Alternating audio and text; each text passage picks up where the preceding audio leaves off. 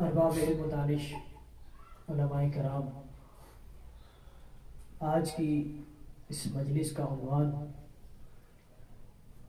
امام زین العابدین علیہ الصلوۃ والسلام کی ذات گرامی ہے، اور یہ وہ غمناک دن ہے کہ جو امام زین العابدین علیہ السلام کی شہادت سے منسوب ہے۔ اسی حوالے سے چند معروضات پیش کر کے آپ کی زحمت کو تمام کرنا ہے۔ ایک دفعہ مل کر صلوات پڑھ لیں۔ اللہم صل علی محمد و آل محمد۔ آپ کے سامنے سورہ واللیل کی دو مختصر سی آیات کی تلاوت کا شرف حاصل ہوا ہے کہ جس میں خداوند عالم ایک کام کو اپنے ذمے لے رہا ہے اور فرما رہا ہے انا علینا للہدی، کہ ہدایت کی ذمہ داری ہم پر ہے۔ اے انسان، ہم نے تمہیں خلق کر دیا ہے، تمہیں خلق کرنے کے بعد ہم تمہیں ایسے ہی نہیں چھوڑیں گے، بلکہ ہم تمہاری ہدایت کا انتظام کریں گے۔ تمہیں اپنی ہدایت کے لیے ہادی اور رہنما کو ڈھونڈنے کی ضرورت نہیں ہے، بلکہ انا علینا للہدی، کہ اس کی ذمہ داری ہم پر ہے، لہٰذا ہم تمہارے لیے ہادی اور رہنما کا انتخاب کریں گے۔ وَإِنَّا لَنَا لَلْآخِرَةَ وَالْأُولَى، بے شک دنیا و آخرت کا اختیار ہمارے پاس ہے، دنیا و آخرت کے مالک ہم ہیں۔ تو اس آیت کے ذریعے سے خداوند عالم یہ اعلان فرما رہا ہے کہ اے انسان، جس طرح سے تیری جسمانی تربیت کی ذمہ داری ہم نے اس وقت سے کہ جب تو اپنی ماں کے پیٹ میں تھا، اس وقت تیری جسمانی تربیت کی ذمہ داری ہم نے لی تھی، اور پھر جب تو اس دنیا میں آتا ہے اس کے بعد بھی تیری جسمانی تربیت اور تیرے رزق کے ضامن ہم ہیں، اسی طرح سے تیری روحانی تربیت کی جب بات آئے گی تو اس کے ذمہ دار بھی ہم ہیں، تجھے ہدایت اور تجھے ہادی اور رہنما ہم ہی فراہم کریں گے۔ لہٰذا اس کے لیے خداوند عالم نے 1,24,000 انبیاء کی صورت میں سلسلہ نبوت کو بھیجا، اور جب یہ سلسلہ نبوت تمام ہو چکا تو پھر اس کے بعد اس سلسلے کو جاری رکھنے کے لیے سلسلہ امامت کا آغاز کیا، اور سلسلہ امامت کے دوران ایسے ایسے ہادی اور ایسے ایسے رہنما انسانیت کی ہدایت کے لیے، اس کائنات کی ہدایت کے لیے روانہ کیے کہ جن کی گواہی میں قرآن یہ کہتا ہوا نظر آتا ہے کہ وَمَا يَنْطِقُ عَنِ الْهَوَىٰ إِنْ هُوَ إِلَّا وَحْيٌ يُوحَىٰ، تو دوسری جانب اگر ان کی عبادت کی طرف متوجہ کرتا ہے قرآن تو یہ کہتا ہوا نظر آتا ہے کہ إِنَّمَا وَلِيُّكُمُ اللَّهُ وَرَسُولُهُ وَالَّذِينَ يُقِيمُونَ الصَّلَاةَ وَيُؤْتُونَ الزَّكَاةَ وَهُمْ رَاكِعُونَ، تو اگر ان کی تعریف تیسری جانب کرتا ہوا نظر آتا ہے، ان کی ایثار کی، ان کی قربانی کی، تو اس انداز میں کرتا ہے کہ وَيُطْعِمُونَ الطَّعَامَ عَلَى حُبِّهِ مِسْكِينًا وَيَتِيمًا وَأَسِيرًا۔ ایک دفعہ مل کر صلوات پڑھ لیں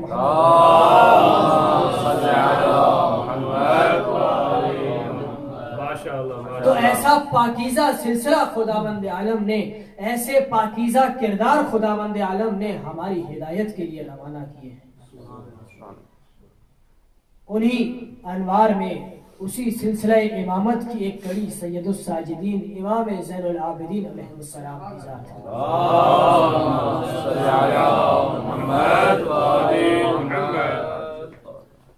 زین العابدین، رسول خدا اپنے اس فرزند کے بارے میں یہ ارشاد فرماتے ہوئے نظر آتے ہیں کہ گویا قیامت کا دن ہے اور میں دیکھ رہا ہوں کہ ایک منادی ندا دے رہا ہے این زین العابدین، تو میں دیکھ رہا ہوں کہ اس قیامت کے میدان کی صفوں کو چیرتا ہوا میرا بیٹا زین العابدین آگے کی جانب بڑھ رہا ہے۔ ایک دن حجرہ عبادت میں، ایک شب حجرہ عبادت میں خداوند عالم سے راز و نیاز میں مشغول ہے۔ شیطان اژدہے کی شکل میں امام کی عبادت میں خلل ڈالنے کے لیے آ جاتا ہے. کبھی دائیں جانب سے اذیت دیتا ہے، کبھی بائیں جانب سے اذیت دیتا ہے، لیکن علی کے لال کی عبادت میں ذرہ برابر بھی خلل پیدا نہیں ہو رہا. آخر میں جب کچھ نہ سوجا تو امام کے انگوٹھے پر جا کر کاٹ لیا، لیکن اس کے باوجود بھی جب کوئی اثر نہ ہوا، کوئی خلل پیدا نہ کر سکا، تو جب یہ وہاں سے روانہ ہوا تو ہاتف غیبی نے ایک آواز بلند کی کہ انت زین العابدین حقا، کہ تجھے ہی زین العابدین ہونا زین العابدین ہونا تجھے ہی شمار کیا جا سکتا ہے، یہ تیرا حق ہے کہ تجھے زین العابدین کہا. ماشاءاللہ. ہر محمد و آل محمد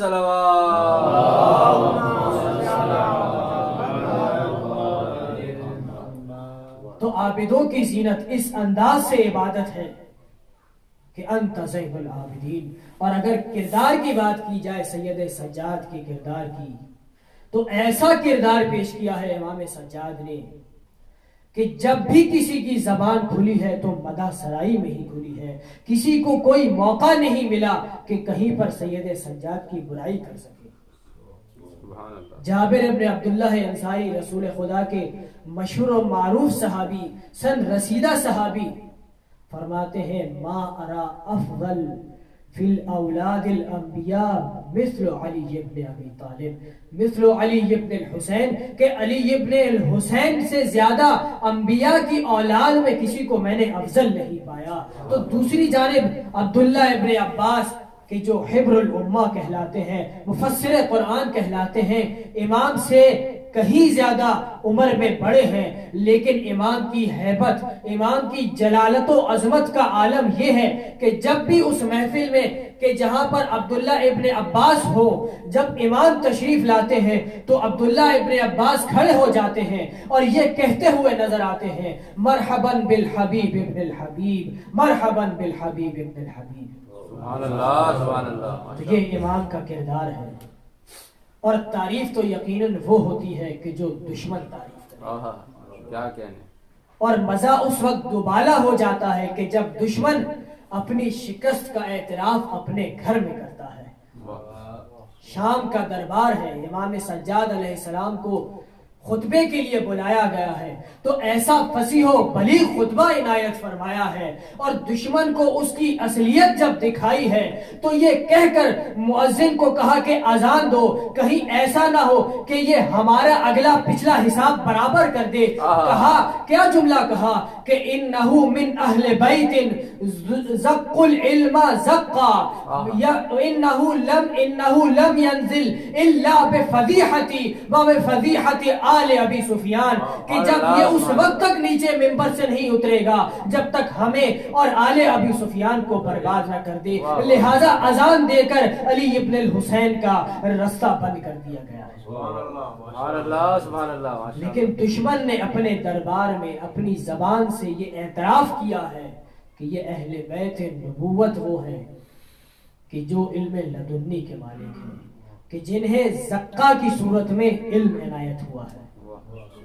اب اس زکا کو سمجھنے کے لیے مولا کائنات کے ایک جملے کی طرف اشارہ کر دوں کہ مولا کائنات کیا فرماتے ہوئے نظر آتے ہیں.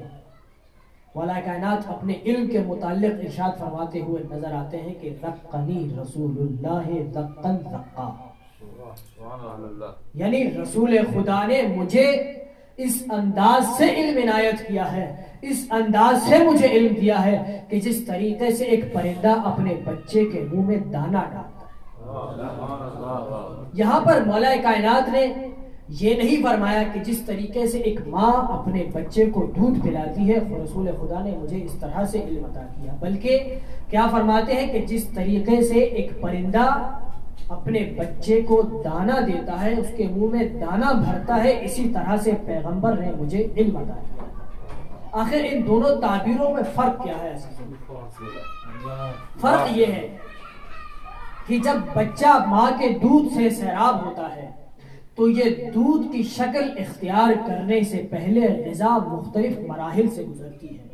اگر ماں سیب کھاتی ہے تو مختلف مراحل کے بعد دودھ کی شکل اختیار کرتا ہے. اگر ماں پانی پیے تو وہ مختلف مراحل کے بعد دودھ کی شکل اختیار کرتا ہے. ماں روٹی کھائے، چاول کھائے، کچھ بھی کھائے، مختلف مراحل سے گزرنے کے بعد دودھ کی شکل اختیار کرتا ہے اور پھر بچے کو سیراب کیا جاتا ہے. لیکن مولا کائنات فرما رہے ہیں کہ ذقنی رسول اللہ ذقن ذقا، کہ مجھے اس انداز سے علم دیا ہے کہ جس طریقے سے پرندہ دانا اٹھا کر اپنے بچے کے منہ میں بھر دیتا ہے، یعنی مختلف مراحل کی ضرورت نہیں پڑتی بلکہ جیسا اٹھا کر لاتا ہے ویسا ہی دے دیتا ہے. تو رسول خدا نے جس طریقے سے علم اللہ سے پایا تھا اسی انداز سے مجھے علم عنایت کیا ہے. تو یزید اپنے دربار میں یہی اعلان کر رہا ہے کہ اللہ نے رسول کو جس انداز سے علم دیا، رسول نے علی مرتضیٰ کو علم دیا، علی مرتضیٰ نے اسی انداز سے حسن